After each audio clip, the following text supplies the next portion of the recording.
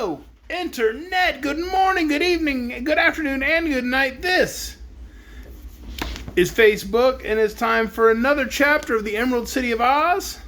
Facebook, see, got it? Yeah. It's time for chapter 15 of the Emerald City of Oz, how Dorothy happened to get lost. If you recall, Dorothy and Uncle Henry and Aunt Em and Omby Amby and the Shaggy Man and Bellina and Toto, and I think that's everybody, the Wizard. They're taking a tour of different places in Oz that they'd never been before. And they kind of went on a weird road that ended, and then they weren't sure where to go, and the wizard set up camp, and now chapter 15 is called How Dorothy Happened to Get Lost. Let's find out how Dorothy happened to get lost. It was a beautiful evening, so they drew their camp chairs in a circle before one of the tents and began to tell stories to amuse themselves and pass away the time before they went to bed. Pretty soon a zebra was seen coming out of the forest, and he trotted straight up to them and said politely, "Good evening, people." The zebra was a sleek little animal and had a slender head, a stubby mane, and a paintbrush tail very like a donkey's.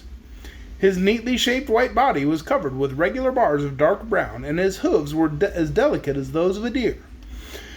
"Good evening, friend zebra," said Omby Amby in reply to the creature's greeting. "Can we do anything for you?" "Yes," answered the zebra. "I should like you to settle a dispute that has been a bother to me, as to whether there is more water or land in the world." "Who are you disputing this with?" asked the wizard. "With a soft-shelled crab," said the zebra. "He lives in a pool where I go to drink every day, and he's a very impertinent crab, I assure you. I've told him many times that the land is much greater in extent than the water, but he will not be convinced.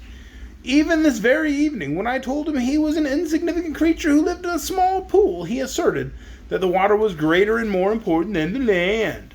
So seeing your camp, I decided to ask you to settle the dispute for once and all, that I may not be further annoyed by this ignorant crab." When they listened to this explanation, Dorothy inquired, "Well, where's the soft-shelled crab?" "Not far away," replied the zebra. "If you will agree to judge between us, I will run and get him." "Well, run along then," said the little girl. So the animal pranced into the forest and soon came trotting back to them.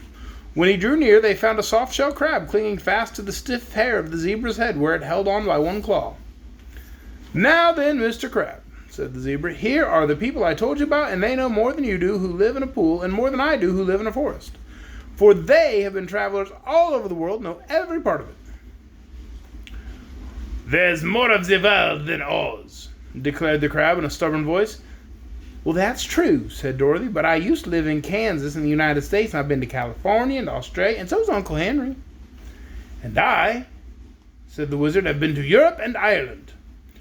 "For my part," added the Shaggy Man, "I've been to Mexico and Boston and many other foreign countries." "So you see," continued the zebra, addressing the crab, "here are people of real consequence who know what they're talking about."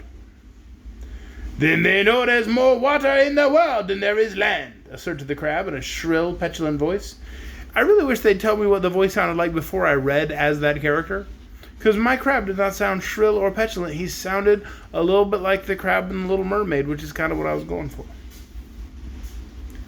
"Well, they know you're wrong to make such an absurd statement, and they will probably think you're a lobster instead of a crab," retorted the animal. At this taunt, the crab reached out its other claw and seized the zebra's ear, and the creature gave a cry of pain and began prancing up and down, trying to shake off the crab, which clung fast. "Stop pinching!" cried the zebra. "You promised not to pinch if I would carry you here." "And you promised to treat me respectfully," said the crab, letting go the ear. "Well, haven't I?" demanded the zebra. "No, you called me a lobster," said the crab. "Ladies and gentlemen," continued the zebra, "please pardon my poor friend, because he is ignorant and stupid, and does not know and does not understand. Also, the pinch of his claw is very annoying, so pray tell him the world contains more land than water, and when he has heard your judgment, I will carry him back and dump him into his pool, where I hope he will be more modest in the future." "But we can't tell him that," said Dorothy gravely, "because it would not be true." "What?" exclaimed the zebra in astonishment. "Do I hear you straight?" "The soft-shelled crab is correct," declared the wizard. Oh, I'm sorry, that was the wizard. The soft shell crab. I can't do the wizard's voice. I have plumb failed on the wizard's voice. The soft-shell crab is correct, declared the wizard. There is considerably more water than there is land in the world. I am failing on the wizard's voice tonight. I'm sorry. Impossible, protested the zebra. Why, I can run for days upon the land, and find but little water. Did you ever see an ocean? Asked Dorothy. Never, admitted the zebra. There is no such thing as an ocean in the land of Oz. Well, there are several oceans in the world, said Dorothy, and people sail in ships upon these oceans for weeks and weeks. Never see a bit of land at all, and the geographies will tell you that all the oceans put together are bigger than all land put together. At this, the crab began laughing in queer chuckles that reminded Dorothy of the way Billina sometimes cackled. Now will you give up, Mr. Zebra? It cried jeeringly. Now will you give up? The zebra seemed humbled. Of course, I cannot read geographies, he said. Take one of the wizard's school pills, suggested Billina. That'd make you learned and wise without studying. The crab began laughing again, which so provoked the zebra that he tried to shake the little creature off. This resulted in more ear-pinching, and finally Dorothy told them that if they could not behave, they must go back to the forest.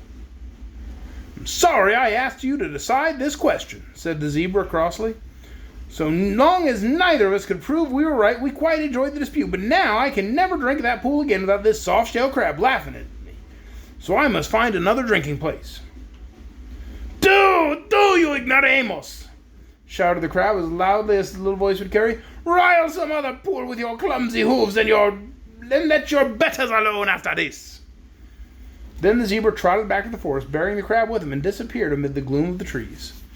And as it was now getting dark, the travelers said good night to one another and went to bed. Dorothy awoke just as the light was beginning to get strong next morning, and not caring to sleep any later, she quietly got out of bed. I'm sorry. It's been a long day, I'm sorry. She quietly got out of bed, dressed herself, and left the tent where Aunt Em was yet peacefully slumbering.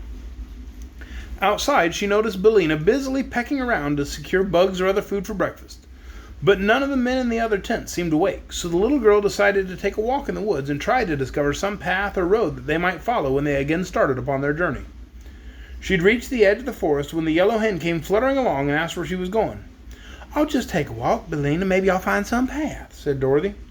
I'll go along, decided Billina, and scarcely had she spoken when Toto ran up and joined them. Toto and the yellow hen had become quite friendly by this time, although at first they did not get along well together. Billina had been rather suspicious of dogs, and Toto had an idea that it was every dog's duty to chase a hen on sight. But Dorothy had talked to them and scolded them for not being agreeable to one another until they grew better acquainted and became friends. I'm sorry, something on my back. I won't say they loved each other dearly, but at least they had stopped quarreling and now managed to get on together very well. The day was growing lighter every minute and driving the black shadows out of the forest, so Dorothy found it pleasant walking under the trees. She went some distance in one direction, but not finding a path, presently turned in a different direction. There was no path here either, although she advanced quite a way into the forest, winding here and there among the trees, peering through the bushes in an endeavor to find some beaten rock. I think we better go back, suggested the yellow hen after a time. People will all be up by this time, and breakfast will be ready. Very well, agreed Dorothy. Let's see, camp must be over this way. She'd probably made a mistake about that, for after they had gone far enough to have reached the camp, they still found themselves in the thick of the woods. So the little girl stopped short and looked around her, and Toto glanced up into her face with his bright little eyes and wagged his tail, as if he knew something was wrong. He couldn't tell much about direction himself, because he had spent his time prowling among the bushes and running here and there. Nor had Billina paid much attention to where they were going, being interested in picking bugs from the moss as they passed along. The yellow hen now turned one eye up toward the little girl and asked, Have you forgotten where the camp is, Dorothy? Yes, she admitted. Have you, Billina? I ain't trying to remember, returned Billina. I had no idea you'd get lost. It's the thing we don't expect, Billina, that usually happens, observed the girl thoughtfully. But it's no use standing here. Let's go that direction, pointing a finger at random. It may be we'll get out the forest over there. So on they went again, but this way the trees were closer together and the vines were so tangled they often tripped Dorothy up. Suddenly a voice cried sharply, Halt! At first Dorothy could see nothing, although she looked around very carefully, but Billina exclaimed, Well, I declare! What is it? Asked the little girl, for Toto began barking at something, and following his gaze, she soon discovered what it was. A row of spoons had surrounded the three, and these spoons stood straight up on their handles and carried swords and muskets. Their faces were outlined in the polished bowls, and they looked very stern and severe. Dorothy laughed at the queer things. "Who are you?" she asked. "We are the Spoon Brigade," said one. "In the service of His Majesty, King Cleaver," said another. "And you are our prisoners," said a third. Dorothy sat down on an old stump and looked at them, her eyes twinkling with amusement. And what would happen," she inquired, if I should set my dog upon your brigade?" "He would die," replied one of the spoons sharply. "One shot from our deadly muskets would kill him, big as he is." "Don't risk it, Dorothy," advised the yellow hen. "Remember, it's a fairy country, yet none of us three happens to be a fairy." Dorothy grew sober at this. "Perhaps you're right, Billina," she answered. "But how funny it is to be captured by a bunch of spoons." "I don't see anything very funny about it," declared a spoon. "We're the regular military brigade of the kingdom." "What kingdom?" she asked. "Utensia." "I've never heard of it before," asserted Dorothy. Then she added thoughtfully, "I don't believe Ozma ever heard of Utensia either. Tell me, are you not subjects of Ozma of Oz?" "We have never heard of her," retorted the spoon. "We are subjects of King Cleaver, and obey only his orders, which are to bring all prisoners to him as soon as they are captured. So step lively, my girl, and march with us, or we may be tempted to cut off a few of your toes with our swords." This threat made Dorothy laugh again. She did not believe she was in any danger, but here was a new and interesting adventure, so she was willing to be taken to Utensia, that she might see what King Cleaver's kingdom was like. And that's the end of chapter 15. Tomorrow night, 8 o'clock, on Facebook, we're going to read chapter 16. Right now, I got to go. I'll talk to you later. Bye.